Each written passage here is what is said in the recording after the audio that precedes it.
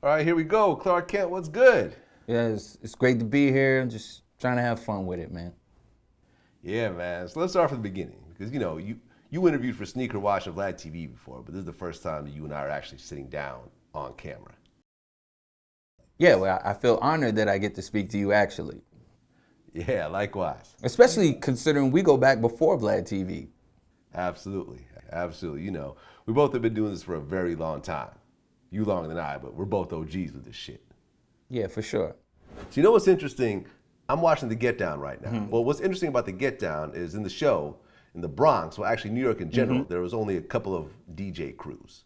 But then the riots in New York broke out. Yeah. There was a blackout and everyone started looting the stores. Yeah. And after that, people had equipment, to be DJs. Right. And apparently you were one of those people.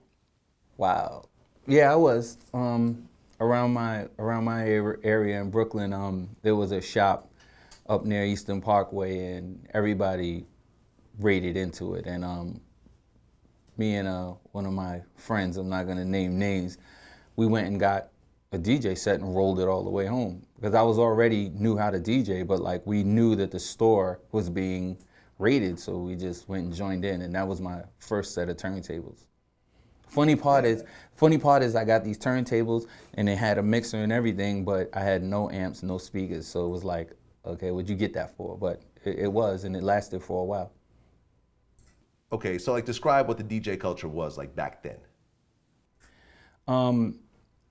Funny enough, it was about playing great music. It wasn't about a certain style. It was because if you look at what we deem hip hop is built off of the records that were before hip hop, because we were finding the breaks and putting them together to create a certain feel of music. But I played all kinds of music. I didn't play to be creating hip hop. I played to be playing great music. So DJ wise, it was about being able to mix records properly, selecting records that work well together, and actually knowing music.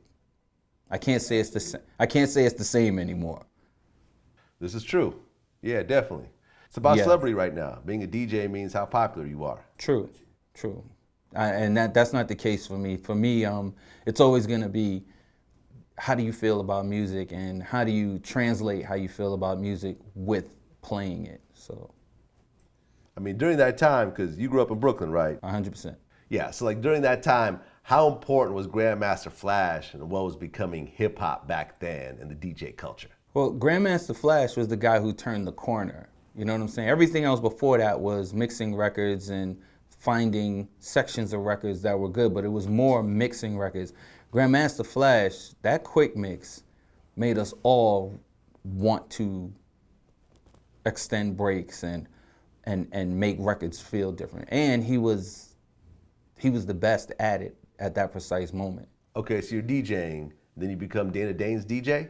Yeah, that happened at a talent show. Dana Dane's record came out, and let's say it came out the week before. A week goes by, he's doing a show at a talent show at Washington Irving High School, and I'm the DJ.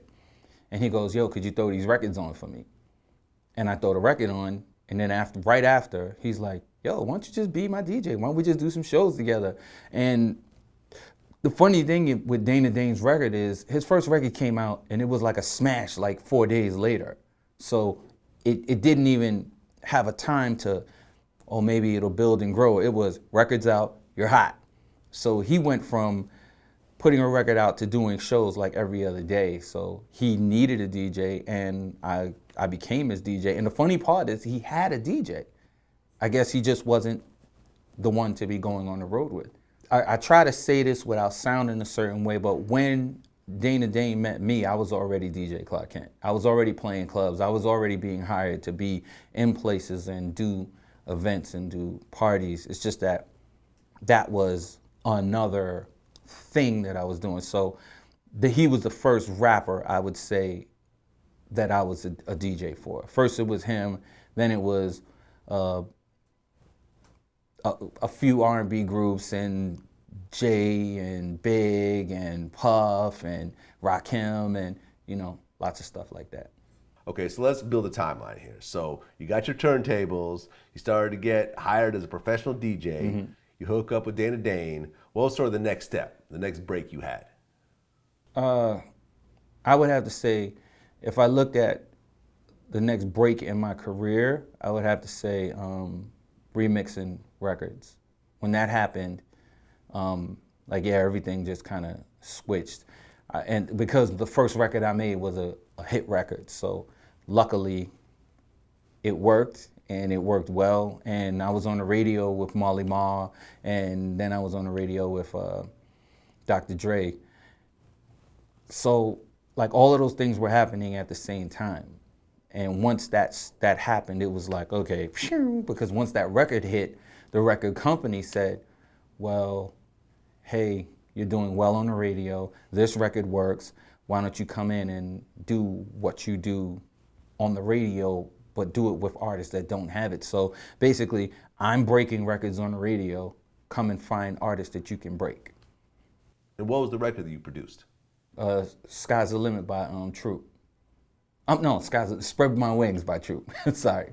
Okay. Yeah. And by Troop? Yeah, by Troop. Yeah. So, and the record was big. It became the actual single version, and the one when you see a video, the version you see in the video is the version that I made. So. Okay. So how did you transition from spinning records to actually making beats? Well, I was spinning records for Dana Dane, and Dana Dane's producer was Herbie Lovebug. And I was friends with Hot Dave from Queensbridge, so we would always go to Marley Marl's crib. And when Dana was recording, he was recording in Bayside and in Power Play Studios, so we'd always see Paul C. And Herbie made beats, and I was around Herbie a lot because he went out on the road with us. So when he was making beats, I was watching. And then when we would go to Molly's crib, Molly's making beats, I was watching. And I just learned how to make beats. Paul C, I watched him do it, you know what I'm saying? I saw Patrick Adams make records. Patrick Adams mixed like half of the best rap records at that precise moment, but he's from Brooklyn. I saw him make records. So I just one day started tapping on Herbie's machine in Bayside, and it just happened.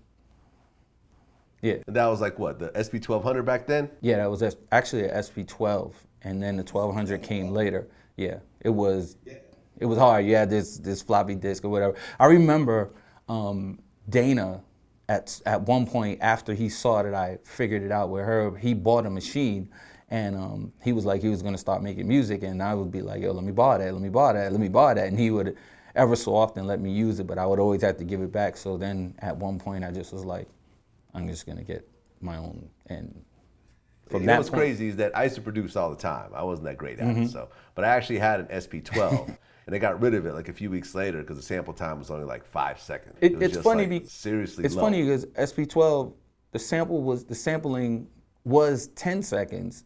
It's just that it was spread differently. And then when you got the SP1200, the only thing that was really different was the sampling. You had a floppy disk instead of having to get a Commodore drive for it, but it was the same sampling. Oh, was it? Yeah. Okay, yeah. I never got the 1200. I got the 12, yeah. but I was already messing around with the MPC 60 by that time. So I'm like, okay, this is a new technology. Okay, so you're producing R&B records. What's sort of the next big thing to happen in your career? I think the next big thing I would have to say is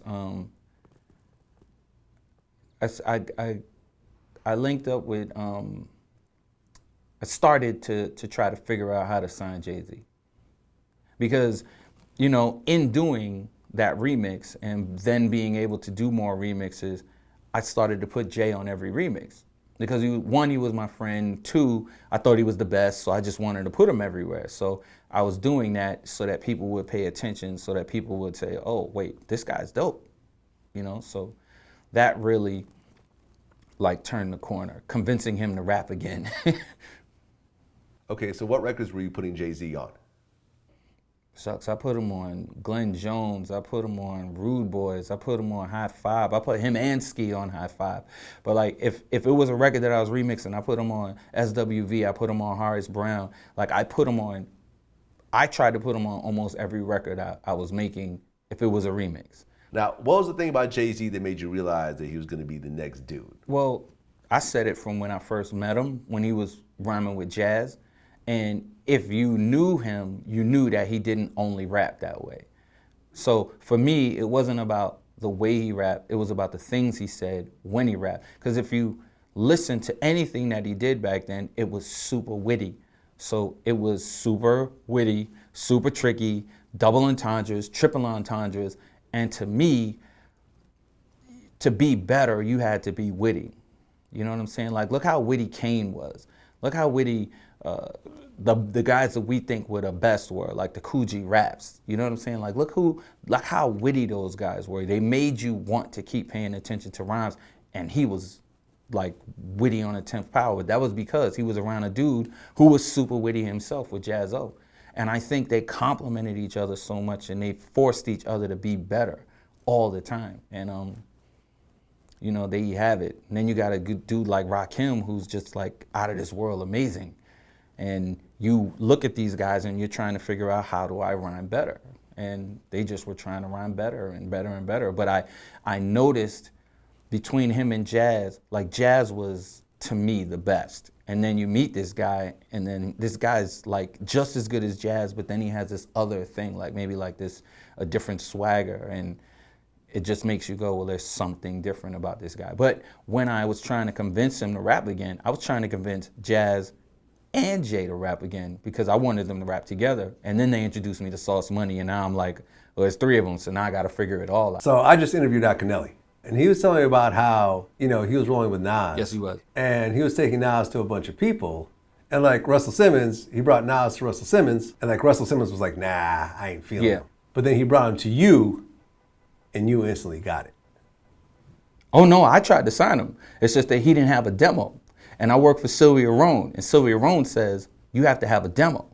So I'm in the office going, yo, where's your demo?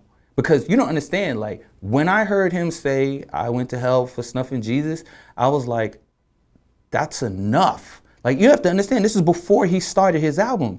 I was like, I want that guy regardless, because he was nice, like super nice. Look, Akinelli was nice.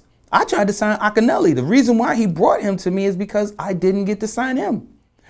And Ak was nice.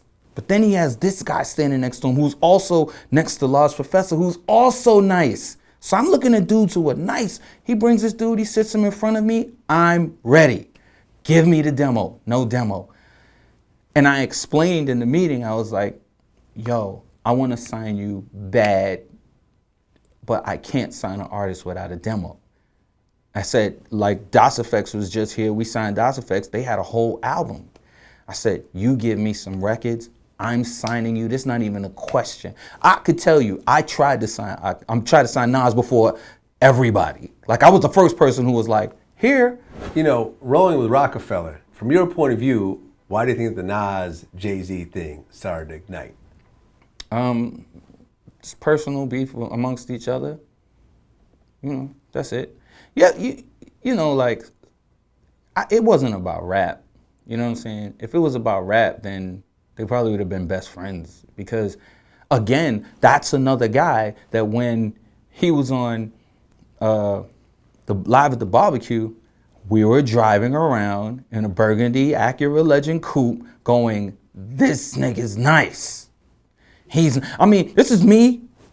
I'm shotgun, Hov is driving, and we listening to Live at the Barbecue going, him, he's nice. We like him. You know what I'm saying? And then his album comes out, and that's all we bumping. We like him. So you don't expect that.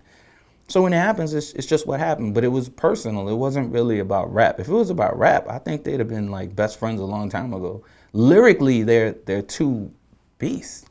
Well, I interviewed Memphis Bleak, and he told me when Jay and Nas were going at it.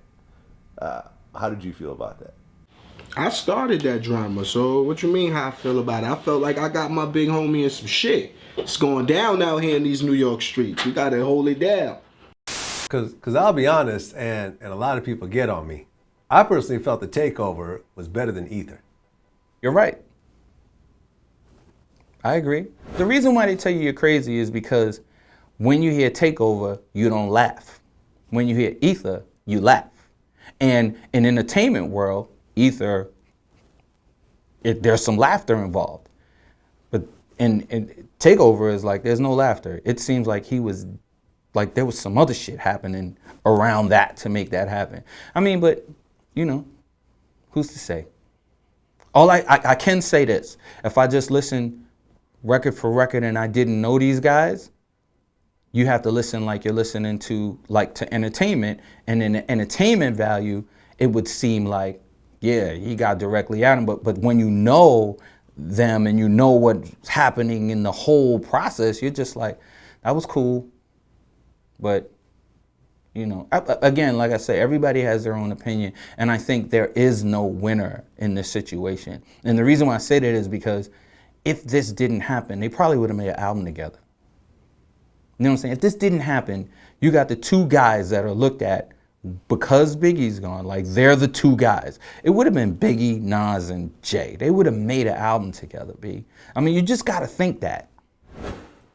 Well, it also seemed like Nas was kind of cooling down during that time. Maybe.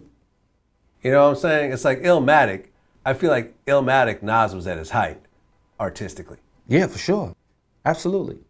Absolutely. I agree that Illmatic's one of the best albums I've ever heard. Like, ever heard. Like, it's probably top 5 best rap albums ever. Because it's probably one of the most solidly packed albums, like, ever.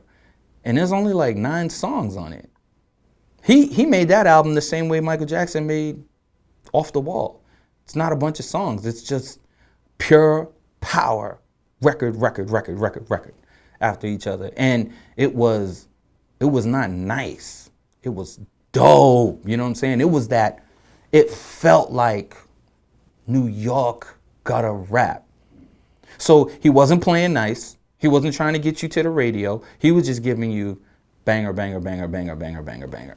That's nuts, B. That's nuts. That album was absolutely crazy. And also, it's like, I guess during that time, you know, I just interviewed Akinelli. We talked about it. Everyone was really looking up to Large Professor. Yeah, he was one of them guys. And like what a lot of people don't do is give Large Professor his credit as an MC. He's nice. Like his album was crazy. Breaking Atoms. That guest verse on Midnight Marauders. Yeah, come on. One of the standouts on that whole album. Right. He was amazing. He was an amazing MC. And Akinelli was telling me how all those super producers that, you know, were working on Nas's album was really people, well, they were fucking with Large Professor that was trying to impress Large Professor with their hottest beats.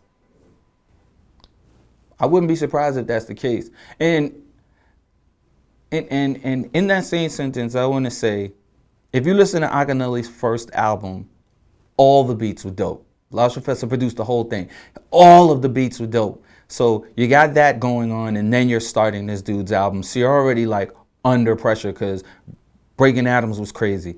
And then his album, Akinelli's album's crazy. And then you're like, I'm about to do this guy who we know is crazy, and I'm gonna make his album. And now you're gonna put some other guys on it. These other guys are all like, well, I gotta make a beat that's gonna be as close to Large Professor. And then Halftime comes out before the album, and you're like, I'm gonna get on the album with this guy? I gotta make a beat that good. You know? So it was good that Large Professor had Nas first because it put pressure on everybody. And I will say, nobody disappointed. Nobody. That album is stellar. It's a stellar album. It's crazy. A crazy album. Okay, so Rakim wrote Will Smith's Summertime? Nah, everybody thought he did. I didn't say he did. I'm saying everybody thought he did. I thought he did too. I mean, the world thought he did because it sounded like Rakim's flow. It sounded like Rakim, period. Okay, but it wasn't? I don't think so. I mean, they say it wasn't. I mean, but everybody said it was. When we were hearing the record, we all believed it was. And so many people said it was that we believed it. But I'm hearing that it wasn't. I mean, honestly, I don't care when you make a record that good. Let's say he did write it. Who's gonna care when the record's that good? That's an amazing record. Like that, you can strike lightning in a bottle maybe one time, that record, every time you hear it, it feels like the lightning is striking. Summertime is a perfect record. You know how hard it is to make a perfect record, totally bulletproof? Even if somebody else wrote it, you just had to go, it doesn't matter. Why was Jay-Z not wanting to focus rap at one point in time?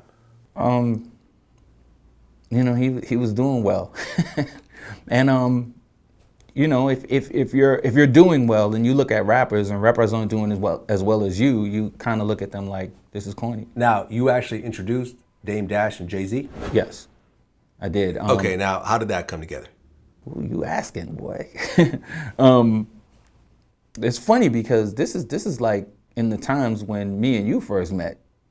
You realize that, right? Because you were DJing and you were making mixtapes, and that was around that time.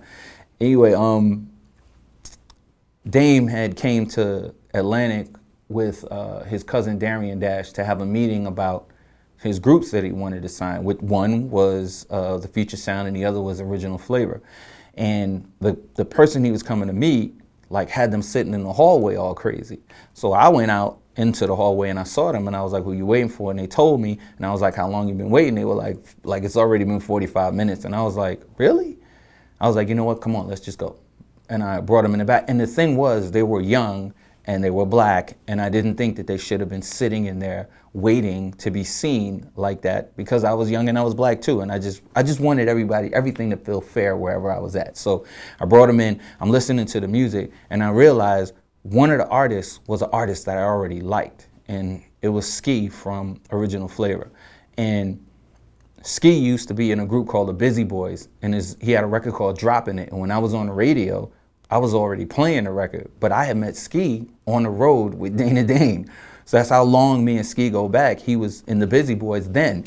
And I was playing his record on the radio, and then he's here with Dame Dash. I mean, he's in a group with that Dame Dash has. So I'm just like, well, I want to sign him. And I liked the Future Sound. I thought they were different, and I wanted to sign them too. So I gave him a deal for his two artists. And then watching him with his artists made me tell him, you need to hear my boy. And he was like, well, he's from Brooklyn and I don't want to go to Brooklyn. And I was like, no, come with me. We're going to go to Brooklyn. And he thought he was going to get robbed, and he didn't think anything good about Brooklyn. So as much as I was with Damon, I would hang out on 141st Street with him, go to 1199 with him. We'd hang out and I'd play parties for his crew, and we were all friends. He didn't want to come to Brooklyn. So when I finally convinced him to come to Brooklyn and he meets Jay, he's like, wait a minute, he's just like me. And he's wearing Nike Airs. So as soon as he saw the Nike Airs, he felt comfortable. And then the magic happened. Okay, now how did they end up forming Roc-A-Fella together? When you're out there trying to get signed, you have to be moving as a unit. So once you realize we're having too much issues getting signed, they just came together and decided to do it on your own. Once you come together to do it on your own, you have to do business. Once you're doing business, you need a name. And Ski had the company called Roc-A-Block, and Tone Hooker came up with that name, and then he came up with Roc-A-Fella for the record label and just took it and ran with it. Okay, now how did Biggs get involved in all that? Biggs was little brother of Baba Lob. He was one of the best out Dame, the crew that Dame was in, and of course Biggs was a best out member too. And he just came in as another partner. You know, he had the funds. Now, you already knew Biggie by this point? Yeah. Okay. Because you kind of discovered Biggie, or no? No, I wouldn't say I discovered Biggie. I was just cool with him. I was cool with like me and we knew each other from before Biggie was rapping. We from the streets. I knew Daddy-O from the streets. I knew Justice from the streets, and that was his peoples. You know what I'm saying? And you knew about Big because he was rhyming in the street. And we all knew about him. And when he got with Puff, and when C brought him to Puff, we was all like, yes, of course he's supposed to get a deal. It makes sense. He's dope. So when it was time to go on the road, he was managed by someone that I taught the music business to. So he was just like, yo, if you're going on the road, we got to go on the road with a professional. And then it was, we're going to go on the road with Clark. And it was all love because you know, we already was fam. We was already cool. Okay, now you're cool with Jay and Biggs and the whole crew, and they start putting together Reasonable Doubt. How involved were you in the overall process of all that? I'm involved in the whole process because the record started in my house. Really? Yeah, I built a studio in my house because I wanted Jay to rap. I know I might sound a little crazy, but I was tired of bringing them to studios and abusing somebody else's budget. So I would remix a record, take a 24-hour block, remix the record in 12 hours, and then the rest of the 12 hours I was making records on Jay. And then one day I was just like, I'm gonna just take this money and put a studio in my crib. And it became the hub for where Ski was making records, and he made a couple of Camp Low songs in my house. You know what I'm saying? Like, it was where you came to work as we were a crew. Now, as you were working on Reasonable Doubt, did you have any idea how big it was going to end up being? I knew since I met him that if he makes an album, it was going to be trouble for everybody. I'm dead serious. I don't know if I was on some Confucius shit telling us the future, but when I met him, I knew he was the one. And it's funny because he's with Jazz, who I was already like, Jazz is the best. And then I meet him and I'm like, wait a minute. He might be the best, but this guy has that other thing. And his attitude and it was a lot to him. You know what I'm saying? He was something else. Beyond the fact that his rhymes were like amazing, like amazing.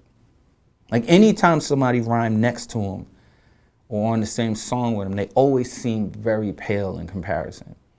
And this was happening a lot. Like he was rhyming around people a lot. And as soon as he opened his mouth, he just was like, oh, goddamn, this is some other shit. It just was like some other shit. So even if in the times when he was rhyming fast, and it's like if he was around you and you was rhyming, when he rhymed fast, it just hurt more because he rhymed fast, it was super clear, and the rhymes were like stunning.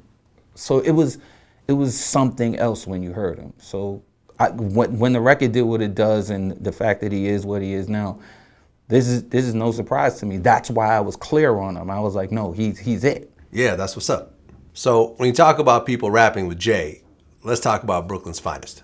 I heard that Biggie was originally supposed to get the beat. The beat 100% was for Jay. It's just that Biggie heard it by accident and wanted it immediately. And I just couldn't give it to him. And his answer was, you keep giving this motherfucker everything. Yo, stop. Yo, let me get that. You give him everything. And I'm like, well, he's my artist. I'm your DJ. So who gets what first? But the thing at that point, though, it was, if he doesn't want it, you can have it. But it was for him. You know what I'm saying? It was made to give him to do the song. It just wasn't Brooklyn's finest at that point. Okay, so describe that first meeting with Biggie and Jay-Z. Did they know each other before that song? No, they knew of each other, but I'm on the road with Big explaining to him how good he is. And he's like, yeah, he's cool. He's good. Yeah, he can rap. But I'm like, no, like he's it. And he's like, yeah, all right, whatever. You know, yeah, he's nice. But then, you know, when he heard the record, then it was, I gotta be on the record. You know what I'm saying? So he wasn't gonna let it go. He wasn't comfortable with me going and doing this record with him after he heard the beat. He was like, I need to be on the song. So when I introduced them, it was at the studio when Jay was making the record, which was an hour after Big heard the beat by accident. So I'm just like, you gotta wait. Just wait downstairs in the car, and I'm gonna tell him. So I go upstairs, record the song. The song comes out, it's 3 verses, it's full, and then I say what I probably should have said at the beginning of the session. Why don't you let me get Big on the song? And everybody's looking at me like I'm crazy, and they're acting like, yeah, no, because we don't want to pay Puff. Like Dame was like, fuck that, we ain't paying Puff no money, plus we don't know him. And I was like, well, you know I know him. So Jay was like, if you can make it happen, it's all good. And in the background, Dame goes, yeah, but we ain't paying Puff no money. So my thing was, let's try to see if we can make it happen. And if it gets to the point where anything like that goes down and we don't want to pay Puff, then it would have to be Big saying this record has to happen. So I went downstairs. 'Cause I acted like I had to go to the bathroom. I went downstairs. I brought him back up. I got called funny. They were like, yo, you a funny nigga for the whole session. They met each other. It wasn't even like they had a conversation. They just like started to laugh, clapped hands, because there was an insane amount of respect for each other's craft. Like you don't really have to talk in those moments. But played the song. Jay says play the beat, let the beat play for like 20 minutes. Jay goes in the booth and changes everything and goes, you ready? And Big's like mystified. And I was like, I told you he don't write no rhymes. And from that point, Big stopped writing rhymes. He was like, I'm not gonna be the guy that's gonna be out here writing when this guy can do that. Okay, so there is a version of Brooklyn's Finest that's completely different, just with Jay-Z. Yeah.